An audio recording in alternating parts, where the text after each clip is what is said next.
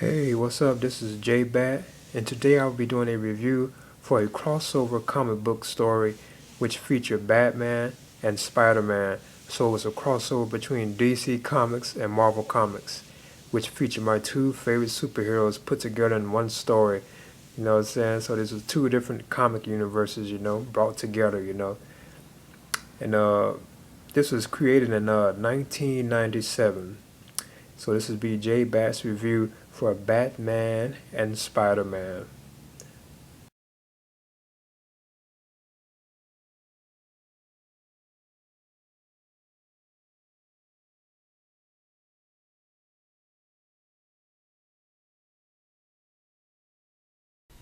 Hey, what's up? This is J Bat, and today I'll be doing a review for Batman and Spider-Man. Now this was like a crossover tale between DC Comics, who have Batman, and then Marvel Comics, who have Spider-Man. So this was like a crossover tale between Batman and Spider-Man. And I believe they do. I think they have done something like this before too. But I remember at the time when I got it, I was saying I had never read it, and it was cool to see my two favorite heroes, because Batman and Spider-Man are my two favorite superheroes. So it was cool to see them, together like that. You know what I'm saying? And this was released in 1997, and I thought this was pretty good. I really enjoyed it. So I'm going to touch on what the story itself is about, because it features two villains, which I thought were kind of odd. You have Ra's al Ghul, and you have the Kingpin, and even Talia al Ghul. She's also in it too as well. But those two are the main villains of the story. Now the story begins in Tibet, and Ra's al Ghul and Talia al Ghul are shown, in Tibet. And there's the situation at that moment is about Ra's al Ghul being in deep thought about his land and stuff, and the land that he is running and the people who are living there and stuff like that. So then after that it jumps to New York City with Kingpin and his wife Vanessa Fisk, and the two have a kiss. But it turns out later on that Vanessa Fisk, who is his wife, she is dying from cancer or whatever. So then it jumps to a scene with Peter Parker putting on his Spider-Man suit with MJ, Mary Jane in their apartment, and he leaves and he goes out. You know what I'm saying? Then he interrupts this deal between a couple Kingpin thugs. You know what I'm saying?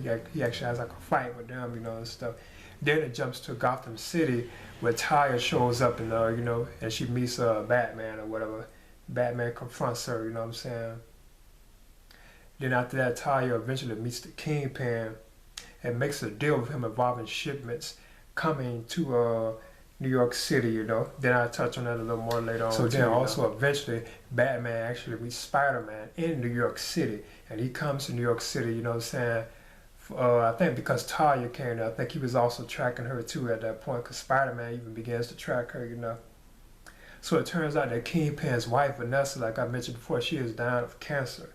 So Talia, she actually meets Kingpin, and she suggests to Kingpin that she actually can cure his wife if he decides to agree with Ra's al Ghul's deal. You know what I'm saying? Ra's al Ghul's scientists, they are working on this experimental device, you know what I'm saying, that can control the weather, and that they actually have plans to actually flood New York City, where Manhattan Island basically. They was planning on causing tidal waves to flood Manhattan Island. And the Kingpin, he kind of thinks it's a joke or whatever. But if he agrees to help Talia al Ghul and her father Raj, they will actually cure his wife. They have to cure his wife of cancer or whatever. So eventually Kingpin accepts Talia's proposal, and he travels to Tibet with her. But when they get to Tibet and they meet, he also takes his sick wife along, because she's bedridden too. He's carrying her around with him. She can't even hardly walk her, and she can walk though.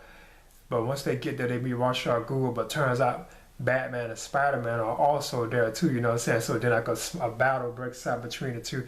Then Kingpin and Ra's al Ghul, they rush off to Ra's al Ghul's stronghold, which is his hideout. Then Ra's reveals to him that he has a cure for his wife's cancer. Because they actually gave her the cancer. You know what I'm saying? Some kind of way they actually gave Vanessa the cancer, and it's an incurable cancer supposedly. You know what I'm saying? So Batman and Spider-Man, they put on, and in Tibet it's like a snowy environment, it's like snowing and stuff like that. So Batman and Spider-Man have to put on like fur coats and go out into the snow, you know what I'm saying? It's a cool little moment, you know what I'm saying, where they're out in the snow and stuff like that. And Spider-Man making jokes about, you know, he used to like being in the city and stuff like that, not this kind of weather. But there are some twists kind of at the end, you know, and I don't want to spoil it. So that's basically what the story is about.